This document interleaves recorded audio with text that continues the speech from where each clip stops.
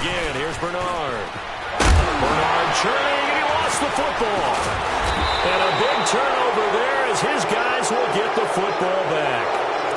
All I know, partners, that with every play call that came in, there was a little discussion about, hey, we can seal this bad boy. We can really put ourselves in a great spot to take total control, and yet they find a way to cough it up. Yeah, the two-score game opportunity eludes them, and now a chance for the other side to come back here. Yeah, that means defense has to go out there and make some plays themselves. So we call sudden change. Let's see if the defense is mentally ready to take care of it. Jackson now down around his goal line, and he is not going to get away. The rush was too strong, and this is going to wind up a safety. And you know, the man who sat in my chair the last few years, he has a theory. These plays, these safeties, they're so rare. Maybe they should be worth more than 2, maybe 4 points. I think he's got a great point. I really do, Brandon. But I would go ahead and up it to 6. I'm a former defender. Oh. To me, that's like scoring a touchdown. Easy now.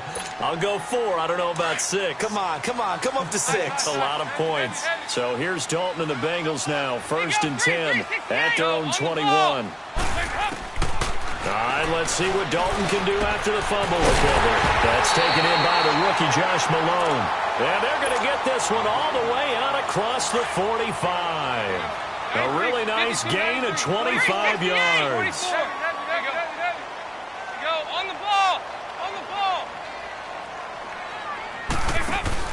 They go play action here on 1st down. And he goes down. The Ravens able to get to him. Man, he got in there so quickly, Charles. What could the offense have done to adjust and account for that? But what you're hoping is that you figure out and you see and get a clue that maybe there's going to be some pressure coming at you, and you change the blocking schemes. Maybe you go to max protection. The biggest ones, maybe you bring your running back in to try and keep you clean. But in that case, that didn't happen. 0 accountability, and a sack resulted. They try to throw on 2nd down, but this one is incomplete. Go on the ball. 3rd and long. What will Dalton dial up? Going deep downfield for Ross. And now here is another interception. Picked off by Marlon Humphrey. And he's going to get this one to the 23-yard line. All right, work with me, partner. This is a classic understatement. Their execution has been very poor. Last 3 drives, 2 interceptions and a fumble. Winning football? We're not seeing it right now. Jackson being chased out left. And it pops free. The collision there jarred the ball loose and brings up 2nd down. Let's make a quick pivot here to revisit a topic from the last couple of weeks. We've been discussing, well, which rookie starters are going to be in there week 1. It appears to be only one right now, Sam Darnold of New York, correct? That sounds correct based on what we've heard from the different teams. All of them have made their announcements and their proclamations about their starter. And Sam Darnold's going to get the ball to begin. But for me, it's how long will he remain the only rookie starter? I don't know it would be terribly long. I look in Buffalo, I think Josh Allen will get his shot fairly early. I look in Arizona, I think Josh Rosen the same, depending on how their teams come out of the gate. And at some point, Baker Mayfield will play this year for the Cleveland Browns. Seems to be more pressure each year on these franchises to get the rookies in there early, doesn't it? It certainly does. When you spend that type of draft capital, that type of money, we don't wait nearly as long, and the good coaching staffs meet these kids halfway with what they did in college and turn them loose in the NFL. Back-to-back nice plays, 12 yards that time and a 1st down. Now it's Jackson, flush to his right. He's going to flip one out here to his running back. And he'll go down shy of the 40 at the 41. They'll give him 8 on the play, and it's a 2nd down. Not only did we just see back-to-back nice games, but we're also seeing the confidence rise, not just for the guy who caught it, but the guy throwing it as well.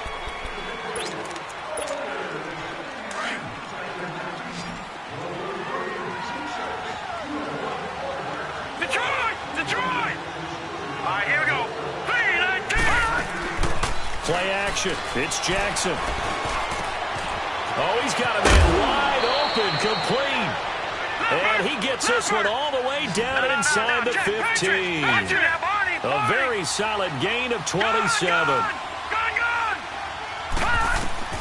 From the red zone now, here's Jackson on 1st down. Oh, no, he lost the football. And the Bengals grab it. And a big turnover there as his guys will get the football back. Brandon, I don't want to violate any of our broadcasting rules by declaring a game over before it's over. But that one, that puts them in real jeopardy there. Absolutely. It was a two-possession game. It is a two-possession game at this stage in the fourth. They needed points out of that drive. And obviously now, no chance at all to get those points that they so desperately needed. That's going to go as a loss of 2, and it'll be second down. Got to figure now, after getting that turnover, they're just going to be happy to keep the ball on the ground, right? This is where covering the football, taking care of the ball, all the ball security terms that have ever been used, they come into play for the guys on offense right now. Just take care of it, and they've got a good chance of ending up winning this game. And the hit jarred it loose. It's incomplete. I know I'm not giving enough credit to the defenders because that pass was incomplete. But come on, it was A.J. Green. I always expect him to come up with the ball. Yeah, on those deep routes especially, even on incompletions, it's fun to watch him run those routes. It certainly is, but he eats up ground, and he usually goes up and gets it. And able to find Green. That one goes for 24 yards. Big hook up there, forced to throw it on third down. The connection's going to keep the drive alive and also keep the clock moving. Yeah, and from a defensive perspective, didn't get a sack, didn't knock the ball free, didn't break up the pass. The clock keeps running on. You're in a dire situation now. He's going to fire one deep, middle of the field. And intercepted, maybe the turning point they need. Picked off by Tony Jefferson. And he's able to get it back here to the 43-yard line. With that interception, he just set a record that nobody ever wants to set, and that's the most picks ever in an NFL game. 8. The last time we saw 7, 2001, right? Yeah. Ty Detmer. He's with the Lions at that time. And I think the ball's out, but this will fortunately wind up out of bounds. He'll wind up getting 9 after tucking it and running, so it'll leave him with 2nd and a yard.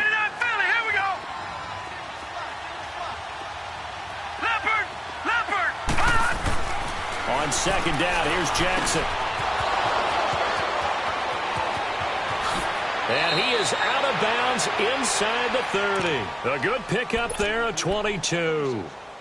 And with that last play, he's now up over that 300-yard mark. And in today's NFL, it almost feels routine. And I hate that when you talk about a 300-yard passing game. To me, 300 yards still signifies excellence, and he's achieved that in this performance. Dancing to his left. And down inside the 15, shy of the 10. 15 more there, and they're on a roll. It's another first down. All right, partner, I'm a defender, but I've got to express my admiration there. Moving around, making it happen, and instead of worrying about protection. Under a heavy rush, and down he goes. Geno Atkins getting in there from his defensive tackle spot to snow him under for a loss of 4. Under 4 to go now as the clock runs, and they come up on second down.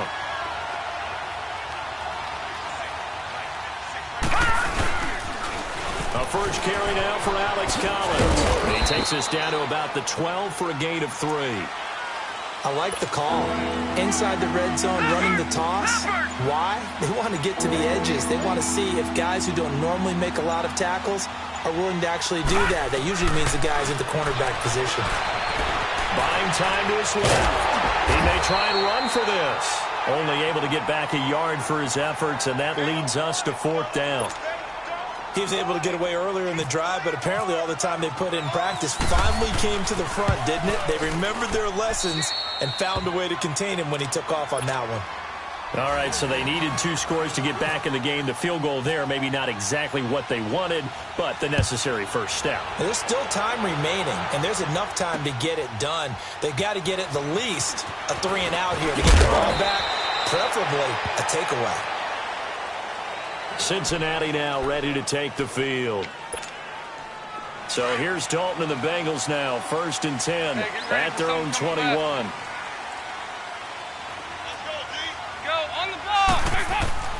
They go back to the air here after the INT on the last drive.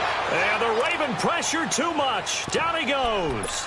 Chris Wormley forcing his way through there to drop him for a loss of a good 10 yards. Pass protection has been a problem all night long as they come up facing second and a bundle. And Dalton to throw. And his pass incomplete. See, I'm not quite sure how to judge that one. Maybe didn't have enough legs underneath him. Mechanics might have been off. Maybe some fatigue. That one came up short. Yeah, fourth quarter. Maybe you do start to watch as the arm there, the leg's still there. This has been a tough game. Here's Dalton. Now look at this. They get the turnover they needed. It's intercepted. Tyus Bowser with a pick. And he is going to get this one back to the 20-yard line. Well, when someone other than the quarterback is throwing the football, it's either beautiful or a disaster, and here it was the latter. Nowhere in between, right? You're exactly right. It takes some fortitude to call that type of a play, but when it doesn't work, oh, boy, you wish you hadn't. Now, the first play of the drive there is incomplete, and he just throws this one away. Smart decision here this close to the end zone, and it brings up second down. Second and 10. Here's Jackson again. And he comes back with one complete. And he takes it down to the 10-yard line. It's a 10-yard gain there, and it sets him up now first and goal. They come up on a first and goal, and most likely four-down territory as they need a touchdown and the PAT for the lead. Time for a break. We'll come back for the electrifying conclusion after this. They come up on a first and goal, and most likely four-down territory as they need a touchdown and the PAT for the lead. And he'll be brought down this time at the 5-yard line. It's a gain of 6 on the play, and that'll make it second and goal. He'll look to throw. Got a man, it's caught for a Ravens touchdown. Nick Boyle, a 5-yard touchdown. And the Ravens are an extra point away from taking the lead. Critical extra point up and good. And that is going to put them on top by a point, and it sets us up for quite a finish. Here's Tucker now out to kick this one away. This will be fielded on the back line of the end zone. And all that worked, but he stopped where he ultimately would have been had he simply taken a knee, and that's the 25-yard line. Cincinnati now ready to take the field. And they've sort of lost their way, partner. How do they recalibrate and get this proverbial train back on track? Well, this is where leadership really comes into play. How's the head coach handling it? The offensive coordinator? Sometimes they just make a joke. All right, guys, had your fun? All right. Throw it out the window. Yeah, let's get back on track here. And sometimes that'll work just fine. I guess it's time now to lean on that leadership. Meanwhile, they take a shot to start the drive, but this is going to wind up incomplete. An incomplete pass leads to second and 10 from the 25. Back to throw. He's going to let it fly. So the long attempt falls innocently to the ground, and it brings up third. So back-to-back incompletions, now third and 10. And first things first, before you think about marching the ball down the field, you got to move the chains. You're exactly right. Got to get back into focus here. Get the first down. That's what's vital to them. And that's incomplete. This defense looking impenetrable now. 3 straight incompletions. They're giving him nowhere to go with the football. Maybe a little frustrated back there? Oh, there's no doubt about it. When you've missed on 3 straight, there's going to be some frustration. But now he's got to make sure that frustration is temporary, not lingering. Big throw coming up. Now a desperation throw deep downfield. And no, it's incomplete. They had to go for it with such little time remaining. And that'll be just about all she wrote for this one.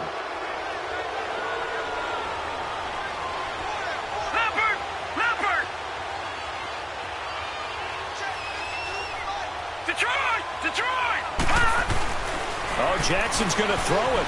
Steps away to his left. And he's got some space here. And down inside the 15, shy of the 10. That one good for 13 and a Raven first down. And now the Bengal defense here calling a timeout as it comes with 1:04 left to go in the game.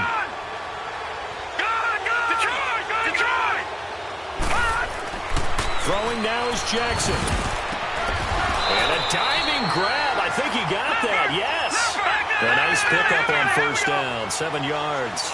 But they picked up a little bit of yardage there, and now In this situation, should be in no hurry to run a play really fast. And he's across for the touchdown. And in the final minute, that should just about seal it.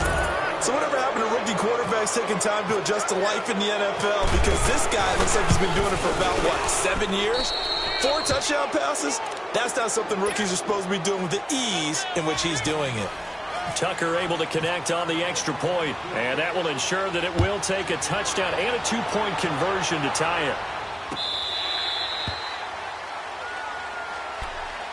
So now the Bengal offensive unit back out onto the field. They're down here in a 1-score game, but the time, it's a factor, but it's not a huge factor right now, is it? It's really not, because this amount of time gives them a chance to run their offense, to go through play sequence. And he can't get a throw off. He's taken down. What a huge play at this point in the game. My man, it's been a rough night for that offensive line, and it's only getting rougher. 5 sacks now that they've given up in this contest so far. It feels like the witching hour out here, doesn't it? Okay, stupid question. What's the witching hour? Yeah, the witching hour. That's when everything goes hey. And, a crusher there as it's intercepted. Picked off by